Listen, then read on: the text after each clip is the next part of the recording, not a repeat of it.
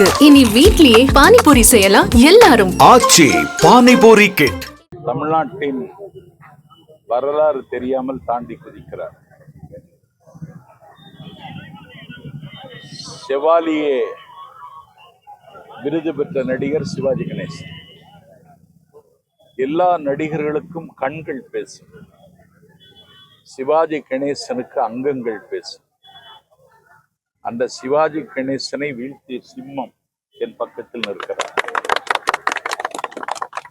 சிவாஜி கணேசனோட என் தம்பி விஜய் சிறந்த நடிகரா? இல்லை. சூப்பர் ஸ்டார் என்ற தகுதி பெற்றவர் ரஜினிகாந்த். எட்டுகிற சூழலிலும் இன்னும் சினிமா உலகத்தில் சாதிக்கிறார். அவரே ஒரு அரசியல் கட்சி தொடங்க வேண்டும் என்று ஆசைப்பட்டு அதற்கு எஜமானர்களினுடைய ஆசியும் இருந்த பொழுதும் அவரே தொடங்க முன்வரவில்லை. என் தம்பி விஜய் தொடங்கிவிட்டான். அவனுக்கு என்னுடைய வாழ்த்துக்கள். ஆனால் நீங்கள் பாயாசம் பாசிசம் என்கிறீர்கள். பாயாசம் என்று எங்களை கொச்சைப்படுத்துகிறீர்கள், ஆனால் பாசிசம் என்று கடந்து விடுகிறீர்கள். எது பாசிசம் என்றால், ஒரு கொள்கை பேசிய நரேந்திர தபோல்கர் கொல்லப்பட்டார். கொள்கை பேசிய, உரிமை பேசிய கோவிந்த பன்சாரே கொல்லப்பட்டார். ஒரு மண்ணுக்காகவும் மக்களுக்காகவும் பேசிய கம்பி பல்கலைக்கழகத்தினுடைய துணைவேந்தர் டாக்டர் கல்ஃபிர்கி அவர் சுட்டுக் கொல்லப்பட்டார்.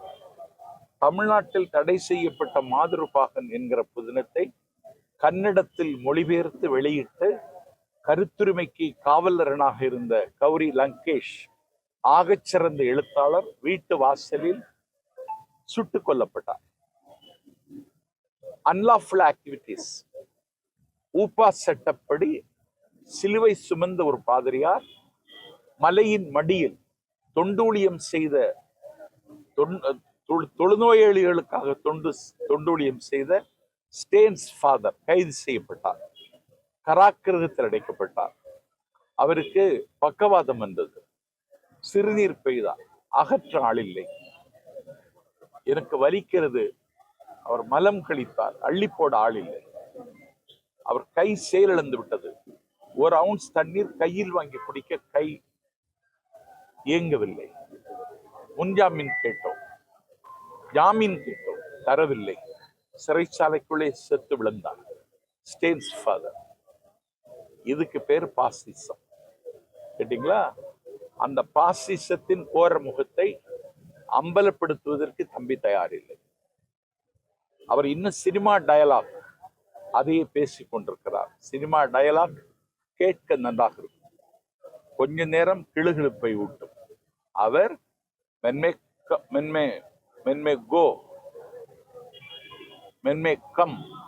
But I gone for ever.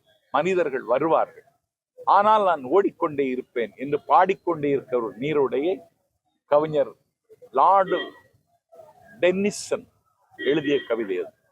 அந்த கவிதையை வில்லியம் எழுதினார் என்று ஒரு அங்கீகரிக்கப்பட்ட கட்சியினுடைய பொதுக்குழுவில் ஒரு கட்சியின் தலைவர் பேசுகிறார். இப்படிப்பட்ட தற்குறிகளை தமிழ்நாடு தாங்காது. இப்ப உள்ள அப்டேட் ஆண்டுக்கு 1000 கோடி வருவாய் இழந்துட்டு அரசியல் கட்சியில் நடத்திட்டு இருக்காரு அப்படி சொல்றாங்க. ஆண்டுக்கு 1000 கோடி ரூபாய்னா அப்ப ஆண்டுக்கு 4 ஒரு படத்துக்கு 1000 வாங்குறாரா? 1000 வாங்குகிறாரா? ஆண்டுக்கு 1000 கோடி. ஆண்டுக்கு 1000 கோடி இழந்துட்டு இன்னைக்கு அரசியல் கட்சி துவங்கிட்டு இருக்காரு. அப்ப அதை விட இதுல வருமானம் அதிகம்னு அவர் நினைக்கிறார். இல்லைன்னா அவருடைய ஆடிட்டர் தான் அந்த கட்சிக்கு ட்ரெஷரர், பொருளாளர். புரியுதா உங்களுக்கு? அவருடைய ஆடிட்டர் தான் அந்த கட்சிக்கு பொருளாளர். இங்க திமுகவுக்கு பொருளாளர் 50 ஆண்டு காலம் கடமை செய்தவன், அடக்குமுறை சட்டத்தை ருசி பார்த்தவன் டிஆர் பாலு.